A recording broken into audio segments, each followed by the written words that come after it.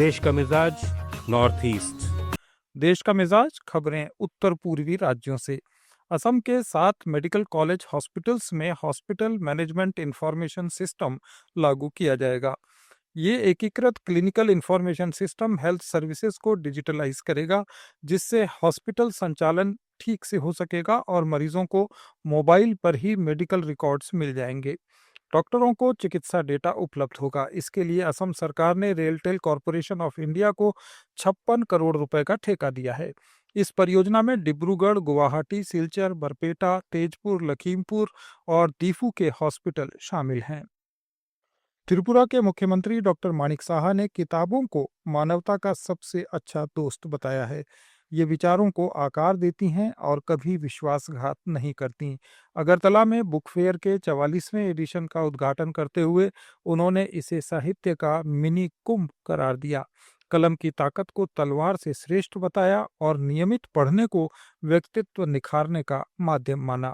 इस बार यहाँ 183 स्टॉल लगाए गए हैं। पिछले साल इस पुस्तक मेले में 1,53,00,000 रुपए की किताबों की बिक्री हुई थी। लेट्स माइक देश का मिजाज नॉर्थ ईस्ट।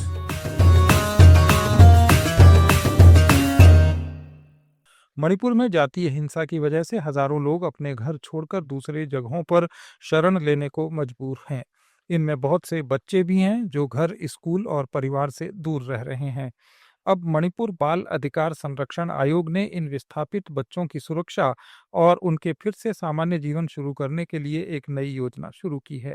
ये योजना बच्चों को सुरक्षित रखने, उनकी पढ़ाई और सेहत का ख्याल रखने और उन्हें दोबारा बसाने के लिए एक पूरा रोड मैप है। इसमें कहा गया है कि इन बच्चों की मदद के लिए तुरंत ऐसे कदम उठाए जाएं जो खास तौर पर बच्चों की ज़रूरतों को ध्यान में रखें और सरकारी विभाग मिलकर काम करें। आयोग का सुझाव है कि सरकार बच्चों के लिए जल्द विशेष सहायता योजना और नीति लागू करे। ऑयल इंडिया लिमिटेड ने अरुणाचल प्रदेश के याजाली में फोब ब्लॉक में ग्रेफाइट और वेनेडियम की खोज के लिए centre for earth sciences and Himalayan studies के साथ समझौता किया है। इसमें संस्थान 10% पार्टनरशिप के साथ स्थानीय सर्वेक्षण और कम्युनिटी कॉन्टैक्ट में मदद करेगा। नीलामी के जरिए हासिल इस ब्लॉक में कम से कम 2 साल तक खोज कार्य चलेगा। इसी तरह डेपो और राधपू ब्लॉक्स के लिए वेदांता और ओरिसा मेटेलिक के साथ समझौते किए गए हैं। इसमें भारत की महत्वपूर्ण खनिज सुरक्षा मजबूत होगी और अरुणाचल के आर्थिक विकास को बढ़ावा मिलेगा। नागालैंड ने इस वित्त वर्ष में दिसंबर तक जीएसटी कलेक्शन में जबरदस्त 37% की छलांग लगाई है। ये देश के औसत 6.8% से काफी आगे है, वो भी तब जब सितंबर में सैकड़ों चीजों पर टैक्स रेट कम किए गए थे।